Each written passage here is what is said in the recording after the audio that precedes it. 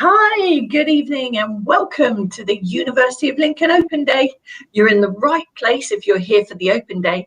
My name's Ellie and I'm in Waddington near Lincoln, also the home of the Red, so hence the red, also to celebrate Chinese New Year. So Happy New Year. And wherever you're from and whatever your name is, please say hi in the chat and tell us where you are and where you're watching from. Hi, and I'm Emma, and I'm your co-host for this afternoon. And just a reminder for anybody watching, this is the Open Day. So if you're looking for your subject and you're currently an offer holder, then please note the sort of tag at the bottom as to where to go. So please open another tab on your computer or your laptop or your phone and go there if you are currently an offer holder. This session now is the Open Day. Brilliant. Thank you. Welcome to the Open Day, and a quick hello to Peter, who's in Portsmouth at the moment, to Kinjai, and to Jenna, who's watching us from Norfolk. So please do say hi. Where are you at the moment, Emma? Where are you watching? I'm in central Lincoln, so I feel like I'm just on the flight path to Waddington, actually. An aeroplane has just gone over, so I'm in central Lincoln, so yeah, it's quite nice tonight. And hi, Olivia, you're in Boston, and Daisy Q, hi from Essex. Molly, looks like you're a dancer from Sheffield. Thank you for joining us. We're going to have a really, really fabulous time with you tonight. You have joined the Modern University of the Year according to the Times and Sunday Times, something we're incredibly proud of. We're also a TEF Gold institution, and I think it's a fabulous place to live and study and a really great place to be a student. Emma, just as a start off, what's your favourite thing to do in Lincoln? My favourite thing in the centre of Lincoln really is the sort of Castle and Cathedral area, and I think we're about to meet one of our alumni and sort of show some pictures of that area. But the Belgate area is my favourite part. I feel, having lived in Lincoln all my life, I can go to that area and I feel like I'm on holiday. It's so beautiful, and we will see some pictures of that very shortly. Hi to everybody. Hi to Izzy, to Cameron. Oh, and Hannah and Sarah. There's everyone is watching. Emily in Devon, hi. I'm from Devon originally, so it's really nice to welcome you especially. We've got Mark Mullen, our alumni, joining us shortly. We've got Julie Havron from our wonderful admissions team. So start thinking of your questions for them. And also coming up, we've got Ben Ball from our accommodation team. So all here, all to answer your questions, but let's get things moving. We can't do a live tour, which we normally would be doing if you were joining us. We'd probably be starting with some kind of vegan or bacon bap, some coffee and tea. So please find your coffee and tea and get ready to join our tour, because we're going to say a massive welcome to Mark Mullen, our alumnus here at the University of Lincoln. Hi everyone. Hi guys. You all right? So tell us a little bit about you, Mark. Yeah, sure. So I'm Mark. I'm an alumni of the University of Lincoln. I graduated in 2016, so I did audio production. I still live here in Lincoln, in central Lincoln. I work at the uni as well, so they can't get rid of me, and I just really enjoyed my time here. So I'm hoping to share some experiences as we go through today. Thank you. And we have a wonderful producer looking after us today, another alumnus, Darren. So Darren, please, can you start our virtual tour? The wonderful thing about Lincoln is it really is a hidden gem. It's an absolutely beautiful city. And that was the castle that we just saw, which was built in the 11th century, a Norman castle. And Lincoln also is a cathedral city, and here is a wonderful cathedral. I promise not to be too boring with historical facts, because Emma always gets cross with me. Darren, slow down a bit, go back 1 second. Thank you, Darren, you're amazing. So this is the Belgate area that Emma was just describing, and the cathedral was, for around about 250 years, the tallest building in the whole world, taller even than the pyramids at Giza. And the reason being, it had spires on top of the towers that you can see there. And it made it absolutely huge right up until 1548, when there was a massive storm. Allegedly, lightning hit the towers, they caught fire and they fell down, and they were never rebuilt again. But we are left with an absolutely stunning medieval building. And the city of Lincoln is really historic. And Emma, I think you always want to say something about graduation at this point. I think this is the bit that is the pinnacle for me, and I think Mark will agree. The graduation at the Lincoln Cathedral is just magnificent. It really is. You know, just seeing sort of you walk between the castle and the cathedral, so all of that uphill Lincoln, and graduate inside Lincoln Cathedral. You can just sort of see there how magnificent it is, and no matter how many graduations I've attended, and I can assure you there are plenty, it still gives me sort of shivers to go in there and see our graduates, and on not only being that magnificent cathedral, but the journey that they have been on over 3 or 4 years. It really is what you work to, isn't it, Mark? When you're really struggling, and there's times when you sat in the library at sort of midnight, this is where you focus, isn't it? Yeah, definitely. This is like the end picture, and you think about it quite a lot during your degree. Well, I certainly did. And as you said, you know, it's just a really lovely setting, and it is so unique and so different to so many other graduations. I didn't realise either, Emma, until I started going to some of my friends' graduations, just how lucky we were to have this. It's just a beautiful day. And I'll get Darren to move us on a little bit there. The population of Lincoln is around about 100,000. And you are still looking at Lincoln. That isn't Narnia. I always look at this picture and think that Mr. Tumnus is about to jump out. The top of Lincoln, the Bellgate area, is very like Middle Earth, really, is how I describe it to anyone. And here we are coming down from the cathedral and the castle towards the university. And about 1 in 5 people in Lincoln is a student. It's a very student-orientated city, and coffee is at the heart of much of our thinking. So Stokes here is a coffee shop that dates back 120 years. Mark, I believe you've been to Stokes once or twice. Yeah, it's really cute. It's really lovely, and it was on my walk to work before, so I took advantage of it. It's really nice, and I think a lot of Lincoln looks like that as well. To be fair, it's just really quirky. It's beautiful. I mean, it's got so much history. I mean, the castle that we saw earlier, there's a copy of the Magna Carta there, copy of the Charter of the Forest.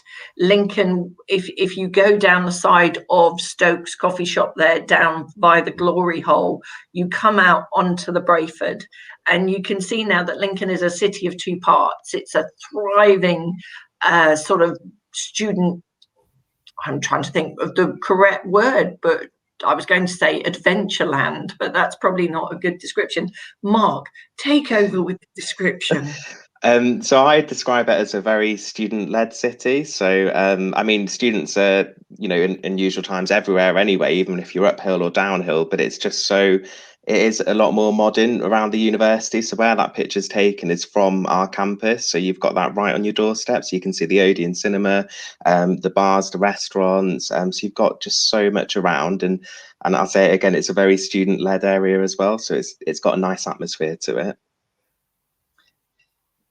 No, that's brilliant. And here we are looking from that same point on the campus up towards the cathedral. So you can see the journey we've just taken. The castle is just to the left there, and the cathedral is straight ahead. So that's about a 10-minute walk. So hopefully what you'll get a sense of here is that everything is on your doorstep. You can literally get anywhere from your accommodation in Lincoln within about 10 minutes. So you don't need taxis late at night. You don't need buses. You don't need a bike. I mean, Emma, it's a really easy city to get around, isn't it? It really is, yeah. I mean, somebody who's as lazy as me can walk around very, very easily. So, you know, I mean, you can sort of see there without any adverts that this is literally from sort of the building that we would normally work in.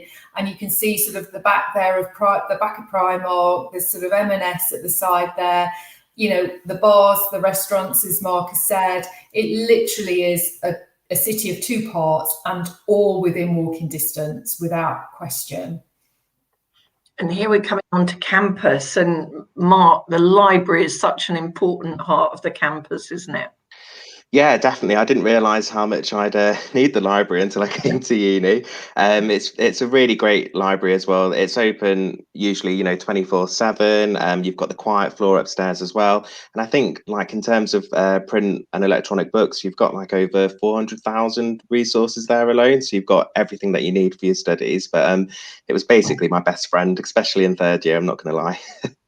It's open 24/7 at key points of the year, and it's a beautiful award-winning building. It's architecturally wonderful. It's a nice place to be and a relaxing place to be.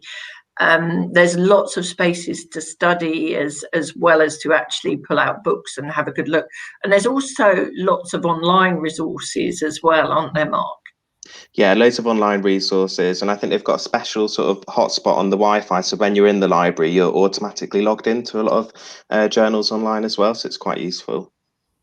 That is really useful. This is a wonderful bit of drone footage. Emma, did you want to comment on this? I think it just literally just magnifies really how everything that we've just been talking about, the white building there is sort of the art and architecture building, is not its actual name, but that's where those students study. And you can see across the Brayford Pool, the marina, beautiful in a sunny sort of day, as we can see. And if only you could be on campus to sort of see it in person, but this is the next best thing at the moment. And you can sort of see how it absolutely shows the beautiful city that Lincoln is. And we are very lucky. We have a huge campus with lots of accommodation on campus that Ben will be talking about later. But it has meant that during the COVID crisis that we've had, we've been able to create lots of additional outdoor spaces. And it's probably good to move on because I think we've got some images of some of the amazing things we have done during COVID. I think Darren particularly loves this footage. Oh, Mark, it's you in Siren FM. No, I always forget. Shall I quickly talk through these photos?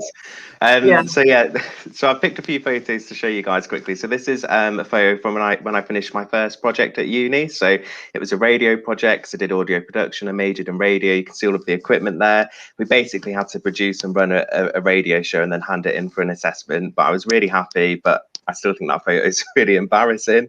This one is when I completed my first pitch presentation with some of my close friends on the course, but there were only around 25 on the course anyway, so it's quite a personable sort of group anyway. But yeah, this pitch was really good because it was audio branding related, and we had the audio brand manager from Absolute Radio on the panel, so we had that industry link as well, so it was just a really good experience, and we were really proud to be in our suits, as you can see.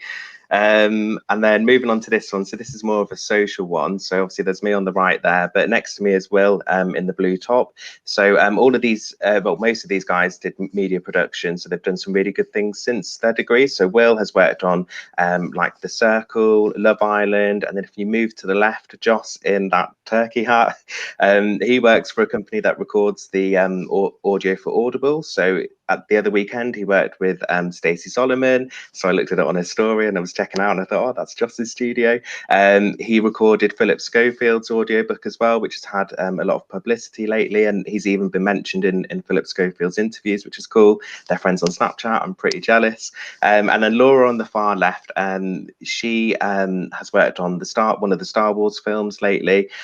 She took part in the exchange program at the time on media production. And I actually met her on my offer holder day. She was a student ambassador, and we're pretty much friends for life since then. I know it sounds cliche, but it's true. So just to give you an idea there. So this is my first ever night at university. So we went for a night out, all of us that lived together. We looked like we've known each other for months, I feel, but we connected on the Facebook groups, and we were all in the same situation. We were all first years. It was our first day. You know, it was a bit scary, but it wasn't because we had each other, and we just had a really good time there onwards, really. So I like to include that photo.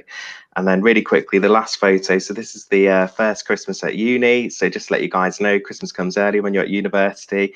I really like this photo because it was the evening of our Christmas day. So obviously it was after that, but we linked with the apartment opposite the hall, and we had like a massive Christmas dinner, did presents. It was really sweet.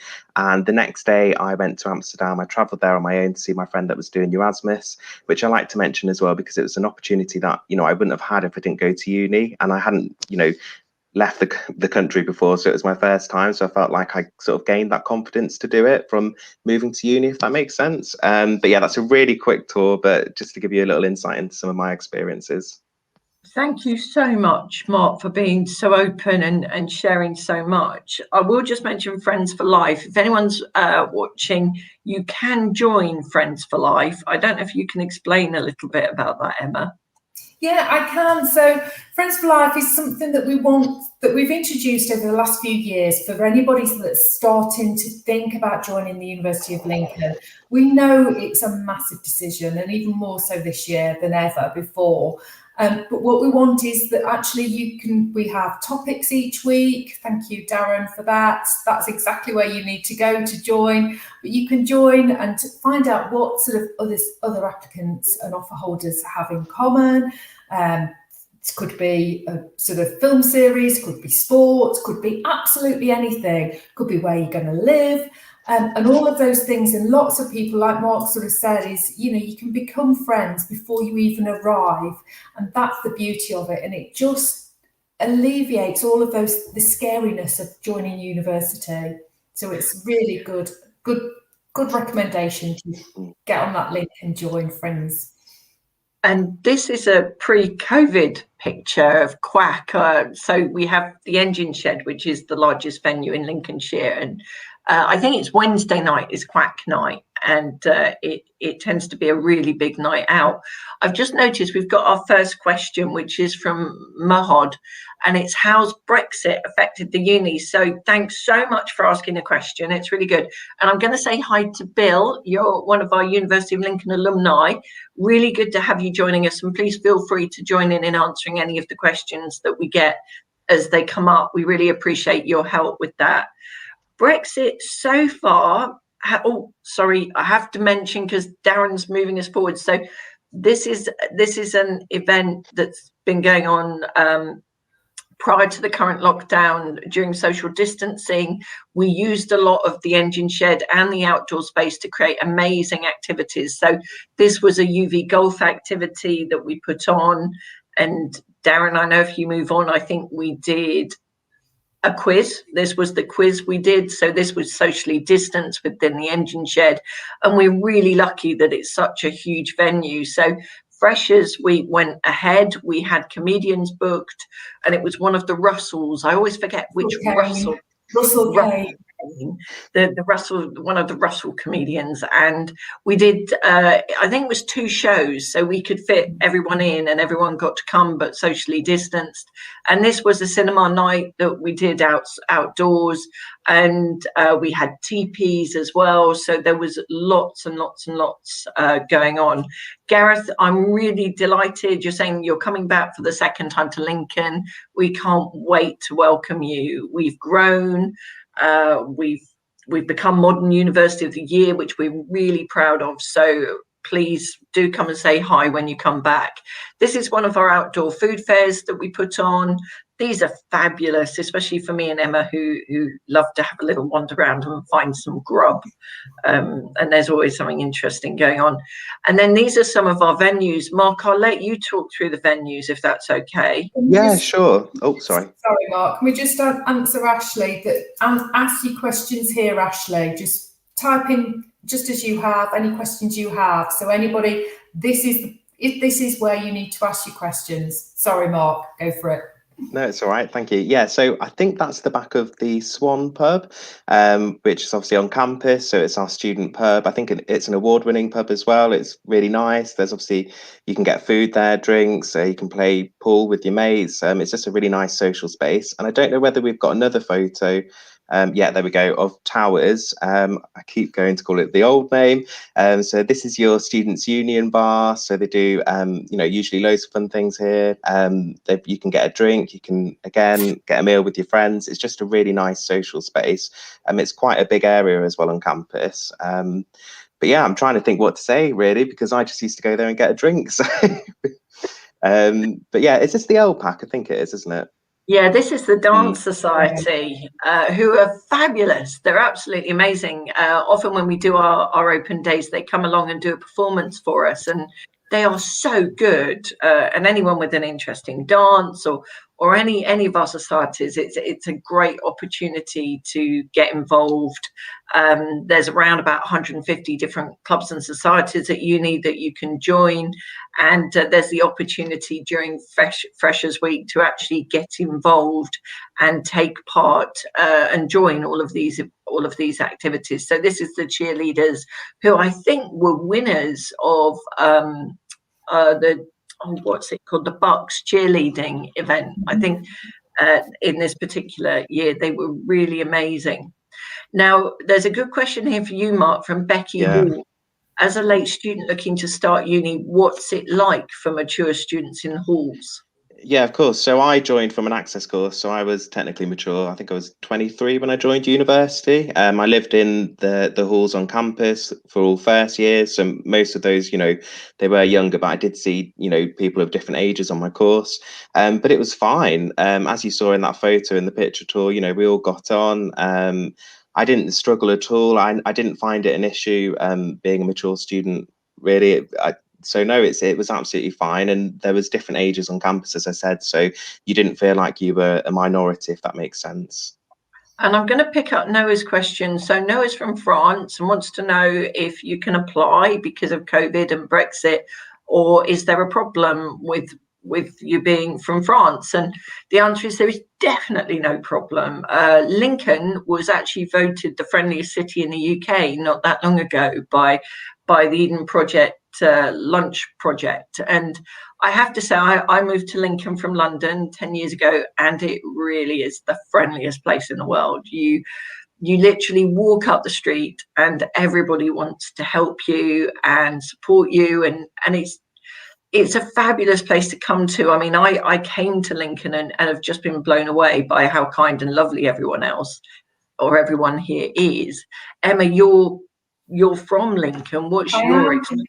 Yeah, I mean, I'm from Lincoln, and it's changed dramatically over the years, and for the better. And you know, and obviously, I would like to say because of the university, but I think it's made the city much more sort of culturally diverse. It's, you know, it's so nice for me now to work with people from all over the country that have arrived as a student, like Mark did, but actually have stayed in the city. And equally, what I really love is the fact that it's brought loads more shops and pubs and clubs and things like that. Certainly the shops, I would say, for me, that never happened before the university. And we are still a modern university, but it's still, you know, really enhanced the city, and it's great. We've got lots of questions. Yeah, I was just going to jump in.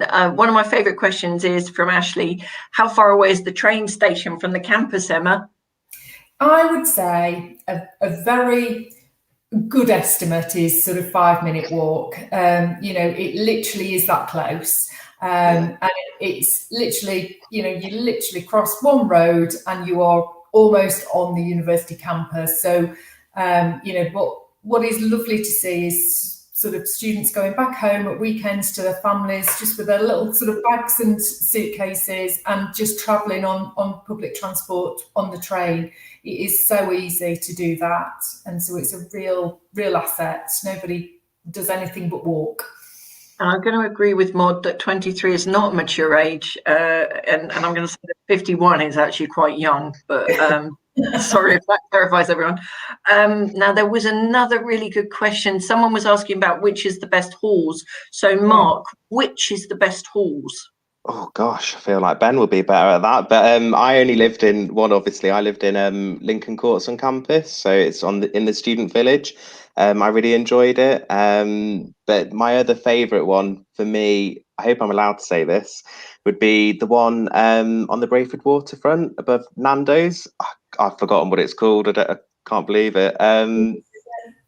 What's it called?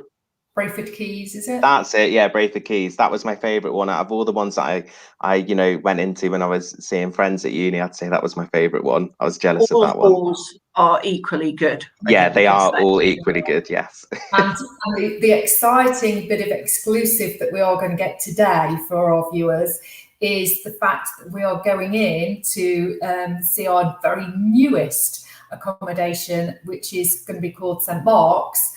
And so I'm very excited to meet Ben in there, because this is going to be an absolute exclusive for us. We've not seen this at all before. Now, I'm going to ask Darren if he can help us. Usman Malik is very keen to talk to international admissions, because I saw earlier he's paid for his CAS, but he's not received his CAS yet. We have issued a huge number of CASs this year, Usman, but I will see if Darren can help with the international admissions department number, or whether any of our team who are watching. Becky being 23 is fine. Mark had a brilliant time at 23, so I'm glad that reassured you. Now, I'm really sorry, we need to move on, but do keep your questions coming, and I'm going to ask the teams if they can desperately try and answer some of those questions as they come in.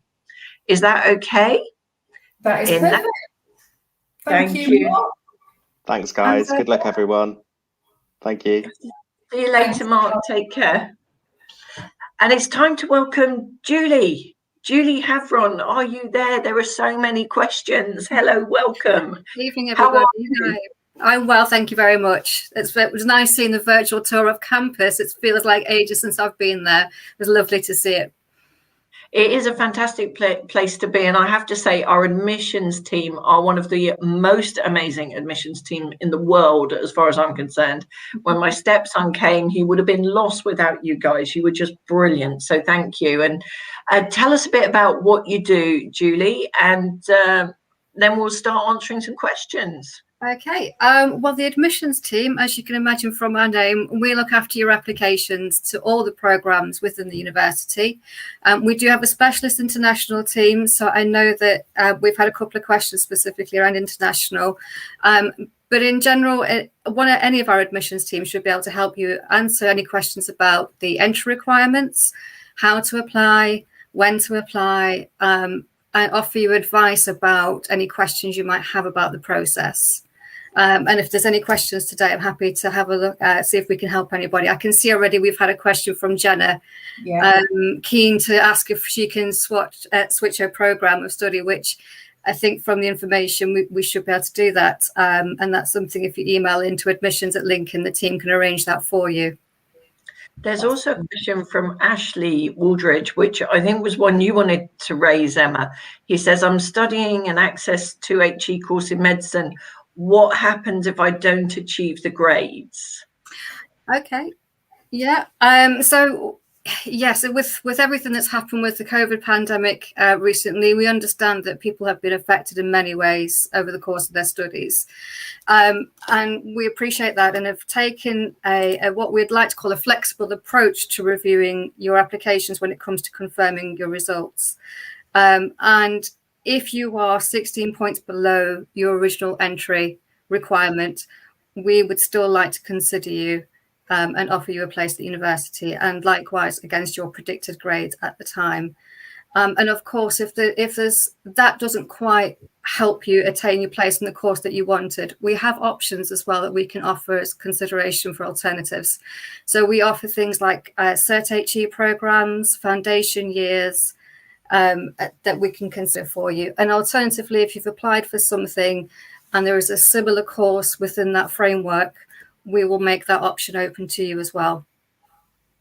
That's brilliant. Thank you. That's so reassuring. It's so reassuring to know that, Julie. So thank you for that. Yeah. Anybody watching will feel much more reassured in making their application to university, because we don't know how the year is going to sort of progress. No, it's been a very difficult year for our students, and we appreciate that, and just want to make sure we're taking everything into consideration for them.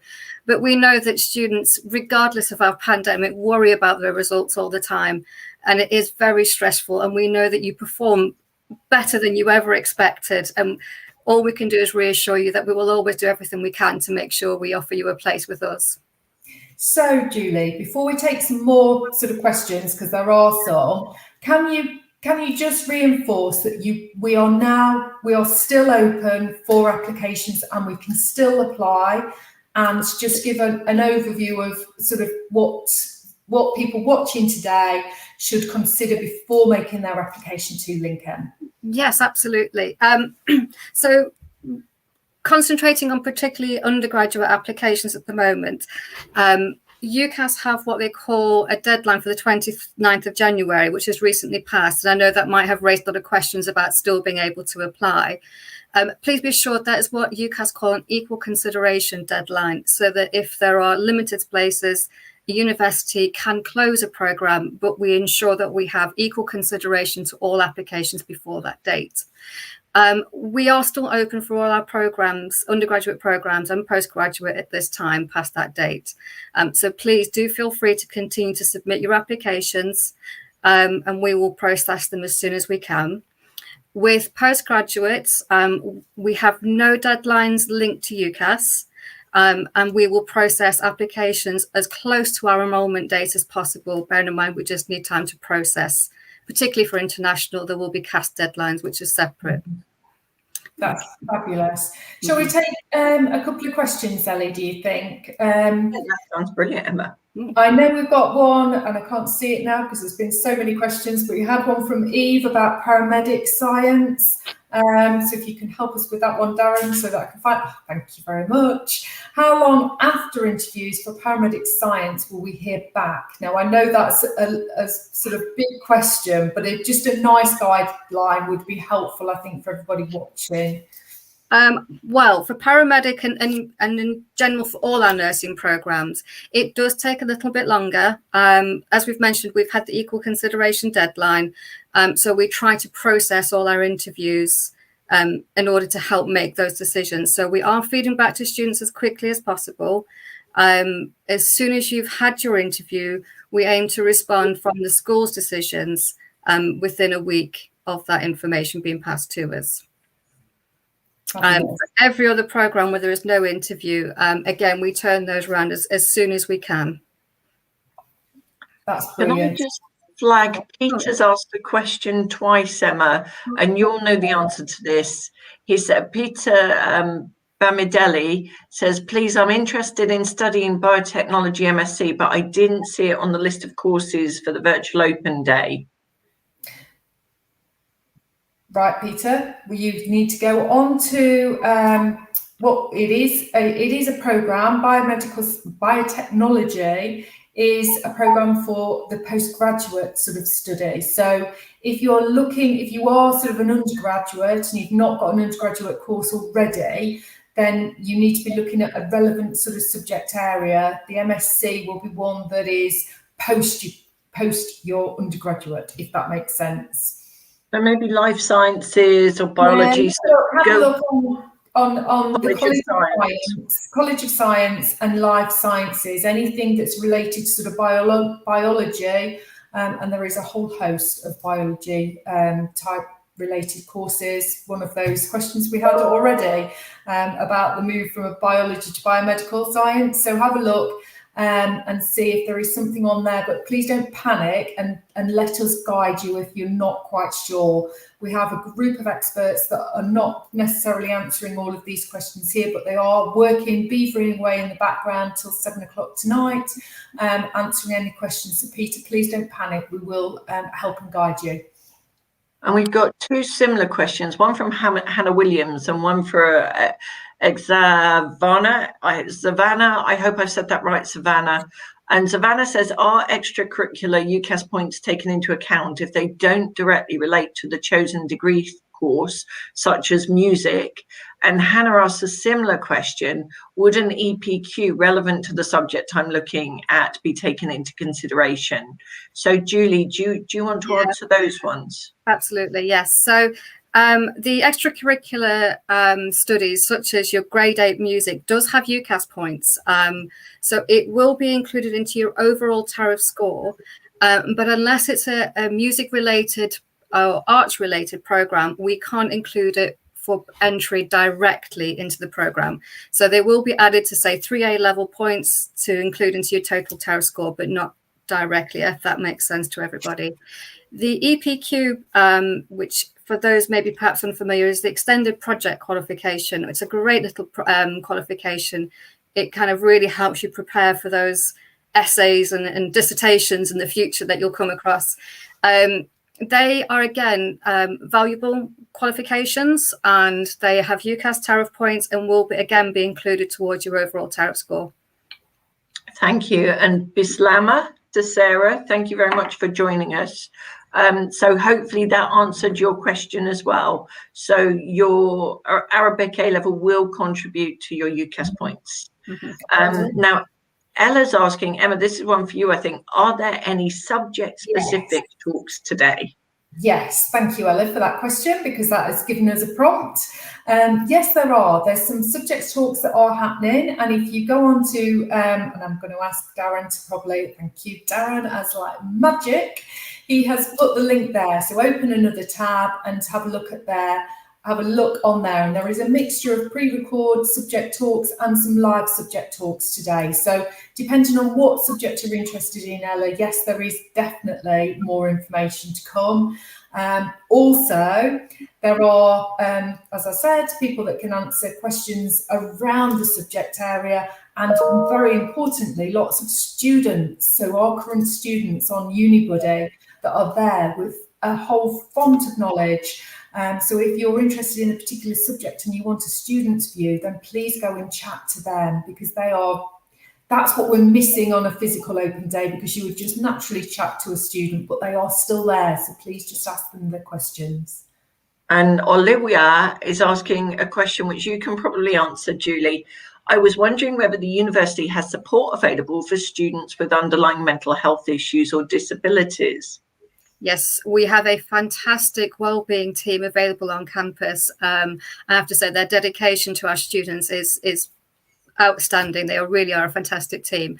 If you're happy to list information on your application through either UCAS or direct, this information is fed into our team outside of admissions, so we don't see that information.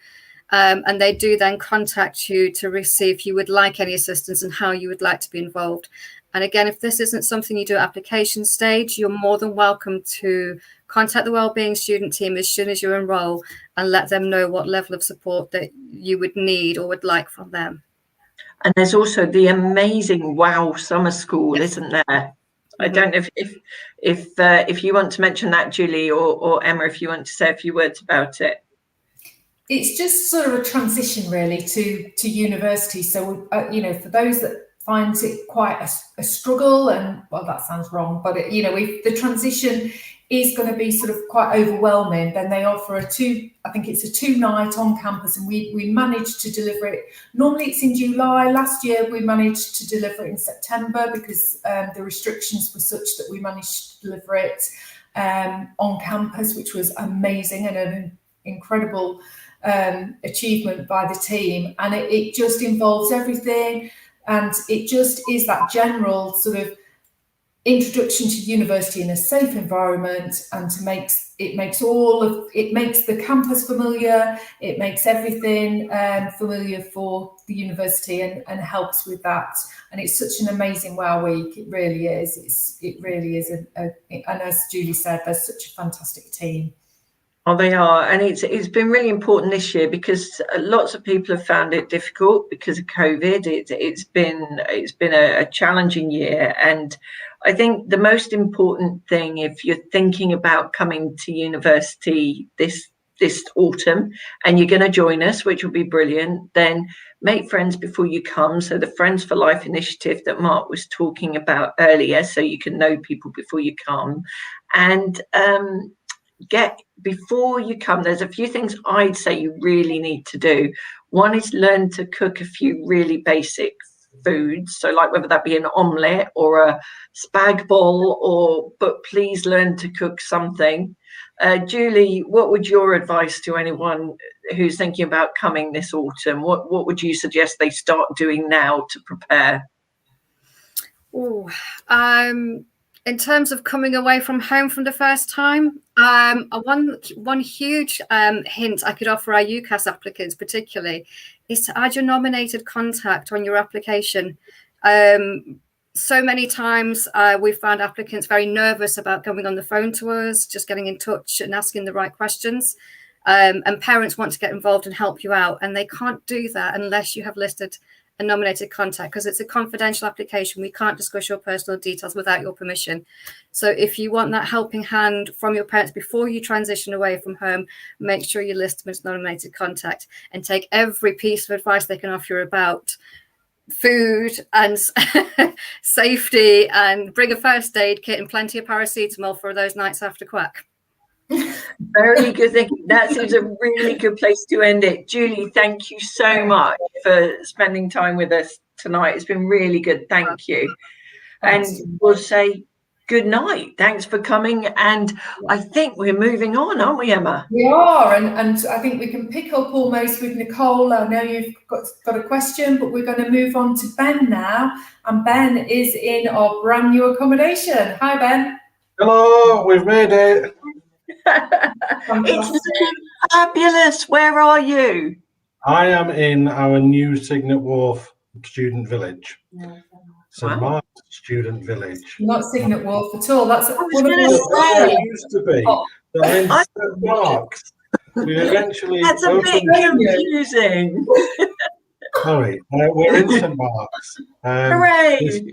So we've been doing things from Signet Wharf within one of our smaller apartments, and this is a 9-bedroom apartment that we have right now. And here's one of the new bedrooms, which is quite spacious, good surfaces for the students to put their own mark on the room, and also some great storage as we get through. So would you like us to do a little walkthrough for the room and the social space? Because you won't have seen this at all, will you, either? No. So this is fresh to you. So we are so excited.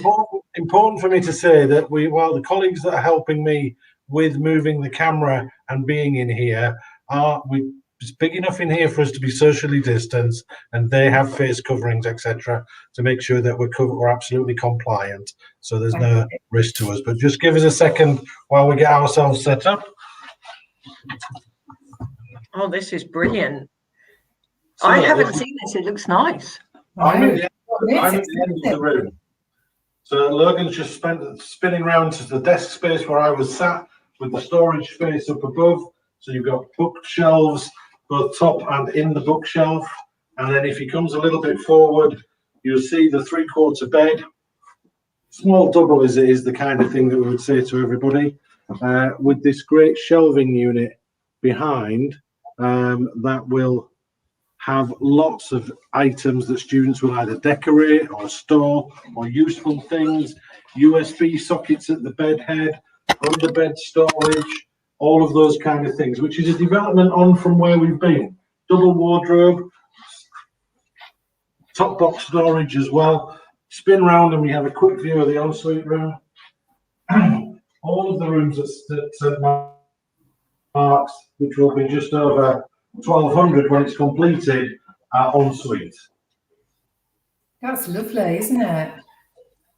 So we're now just going to move out into the corridor, and I would come into the shared space. As I said, Signet was a smaller apartment.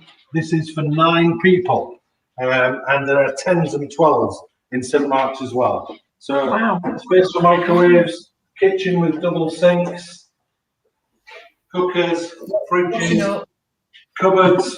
I'm not doing any washing up. I do have the accommodation services mugs, if that's any help at all. Range of cupboards on the preparation surface, and then a separate dining area. Well, after the sense of the space. Oh wow! That's I don't know if the medical, in the sense, I saw a question about accommodation and distance, and I'm not sure if we can pick it up on this. But the Lincoln Medical School lights are just coming on. Can you pick that up at all?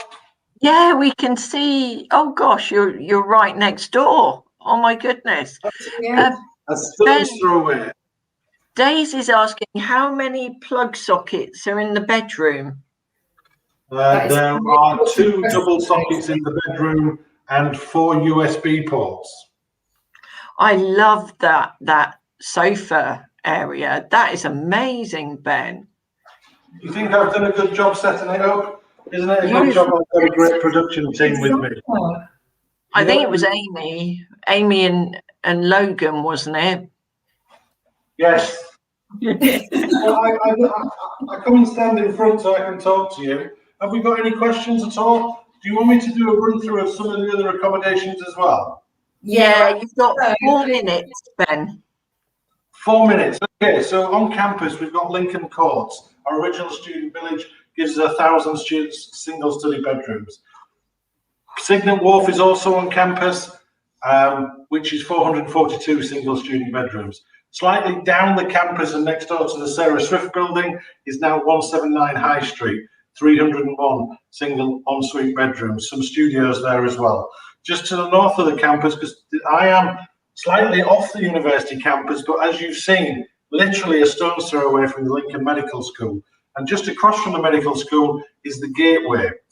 A little bit further north, over behind the flyover that spans the university, is Viking House, 275 single ensuite bedrooms, all within 4 or 5 minutes walk of the centre of the university. And what will be down the road would be our Valentine Court site, which is 469 single study bedrooms for students, where we do have some car parking facilities which are prioritised for nursing, paramedic, midwifery courses.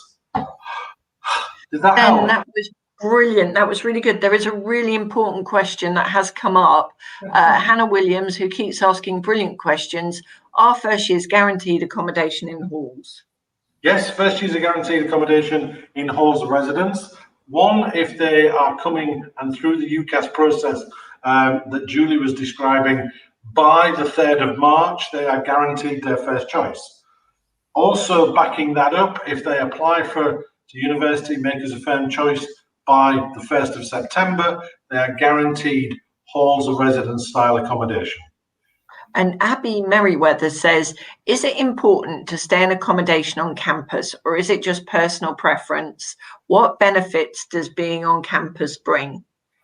Well, it's in university managed accommodation. So as we've just seen, within the physical confines of roads and things, I might not be on the boundary of the campus, but I'm literally across the road.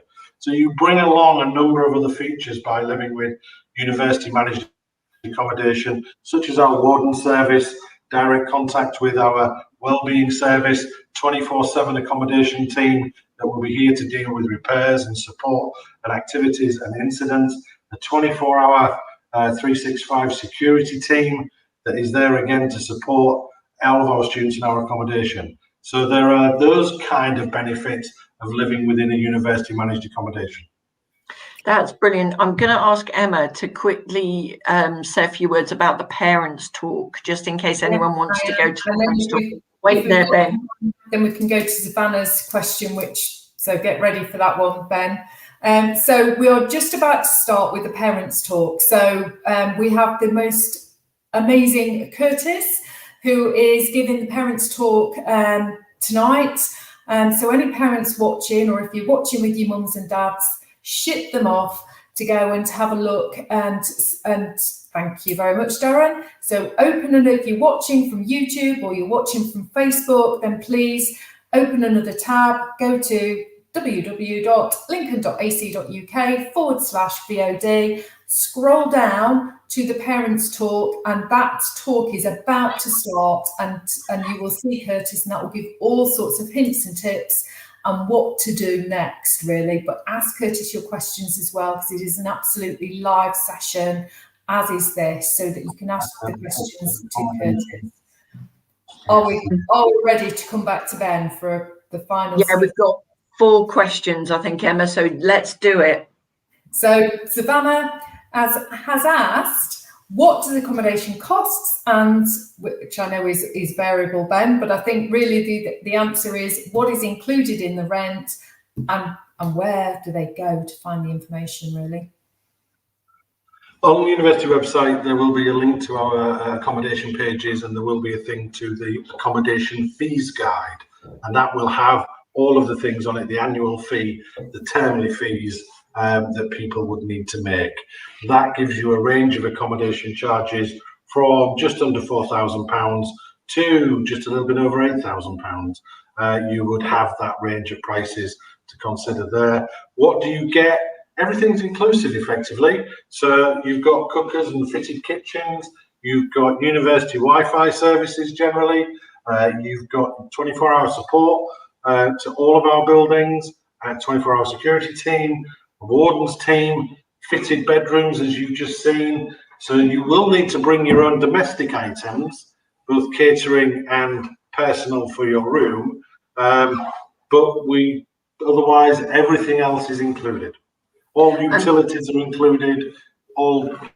Every moment students are exempted from council tax and no council tax. So all of your bills are included as well. We don't do catered halls. And I think the last question that we'll take is, what accommodation is this that you're standing in, Ben? I'm in the St. Mark's Student Village, which is brand new for January. There's some other work going on which will bring a further 600 bedrooms available for September, October as our new first year start. So there will be 1,000 people living in the St. Mark's Student Village. That's incredible. There is a gym, Lewis, and just to pick up on Richard Lee's question or comment that restrictions need to be lifted to enjoy the full experience, that is very true. We've done everything we can. We are doing face-to-face teaching on 8 subjects at the moment, and we'll see what the government's roadmap is when it's announced for the return of education on the 22nd of February. We're ready. At the moment, we're doing a lot of teaching online, but when we're not in lockdown, because of our campus, we have been able, as we've shown you earlier, to deliver a huge number of socially distanced activities. But on that, we're going to say a huge thank you to everyone who's joined us. Particularly thank you to Ben and my wonderful co-host, Emma. And I'll leave it to you to say goodnight, Emma. Thank you. Can I just very, very quickly, and I will say goodnight, just answer Ethan's question about finance. At the moment, the undergraduate student finance is not open, so you can't apply for your student finance just yet, but it will be at any point. We are expecting it early March, and as soon as we have got detail of that or wind of when that will be, we will notify anybody that has joined and registered this evening. I can absolutely assure you of that. So please keep checking your emails, because we do send an awful lot of really relevant information. So thank you so much, Ben. Looks amazing. And thank you, Ellie. And I just want to say good night, but please go and have a look at any sort of subject information that you want to follow up on. And that is at lincoln.ac.uk/VOD. Thank you very much. Bye.